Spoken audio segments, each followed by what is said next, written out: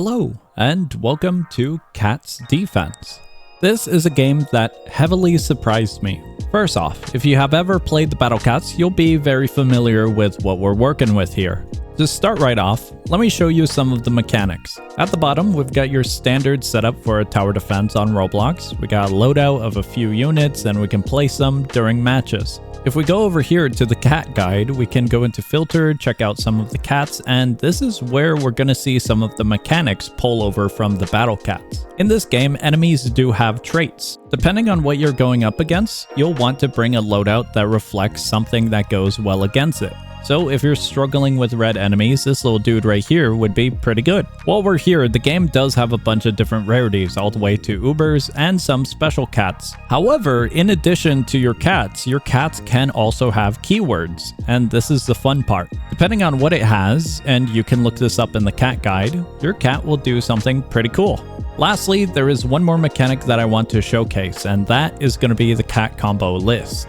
Depending on what you have in your loadout, you'll get a benefit for bringing along the cats associated with it. This is definitely really good early on for this one in particular, and all of the other combos can help you out in case you need them. Now, if you are familiar with the Battle Cats, you're going to be familiar that the game does have a gacha mechanic. Right here is the main banner that's currently available, and if we click on it, we can see all of the options that we could potentially get. Despite this, the game is actually really fair and really generous. When it comes to obtaining cat food, the game will give it to you regardless of if you win or lose. In addition to that, you have daily logins.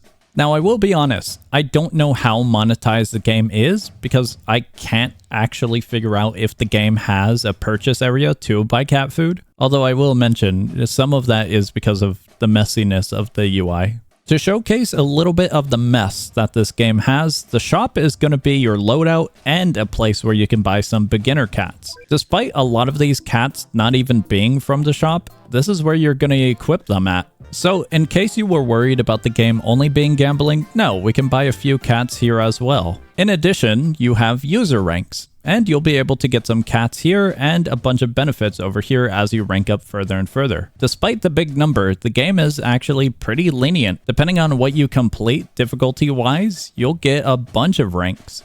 The last thing I want to showcase before we dive into matches is going to be these little Easter eggs. There's this little dude here where you can free him and you can actually add him to your loadout. In addition to that little dude, there's also a little dude in the bottom right hand corner. If we click on him, this is how you can get the flower cat. This is a very silly little minigame and it's quite easy to unlock. Finally, we have daily missions. This is where the game kind of gets a little chaotic. The daily missions are going to be on maps that are pretty painful alongside really difficult challenges. Now that we're actually in a match, we can see all of the different maps, and I'll be honest, don't judge the game too harshly. These maps look very basic, but map.build, magnitude, and polypath are some of the most interesting maps I have seen in a game. After selecting a map, you can choose any of the chapters or a craze stage. Regardless of whatever you choose, except chapter 1, you'll receive a free cat as you win. Welcome to map.build. This is a very unique map that has a gimmick associated to it.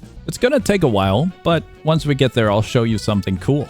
For now, I'll show you this. There is a speed increase, and regardless of if you're a solo player or multiplayer, you'll have access to it. I don't know why, but a bunch of tower defense games don't have a speed increase for multiplayer, but it works really well here. Now, when it comes to the gimmick of this map, this brick right here can be destroyed. Similarly, this one, and this one. This one over here, this one, that one, and also that one. If we take a little trip to the map called Magnitude, at first it'll look like absolutely nothing, but if you just give it a little bit of time, something cool will happen to the map. There we go. Every once in a while during this map, all of these pillars will move down and move up.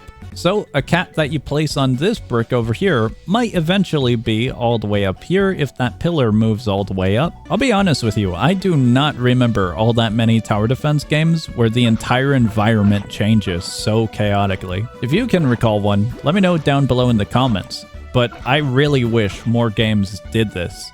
And now, welcome to Polypath. I have yet to win this map because of that mechanic.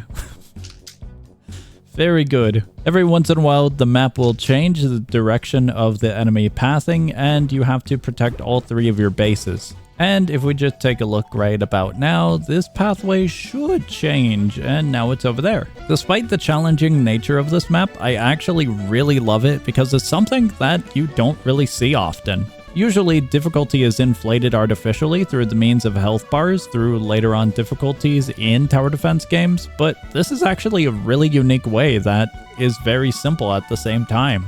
When it comes to upgrades, the cats will change their form, and honestly, despite how silly it is, the models themselves are actually pretty well done.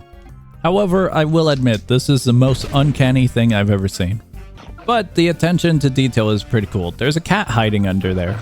Now, just to showcase it some more, the game genuinely has some really awesome designs for all of the little cats that you're going to be able to use. I believe the game currently has over 30 different cats in the game, and it's quite an amount, especially when you incorporate all of their upgrades. And that's going to be it for this game. If you want to check out the game for yourself, the link is going to be down below in the description. If you're still looking for games to play, check out the channel. I upload a ton of content, so hopefully you'll be able to find something fun. And that's going to be it for me. I will see ya.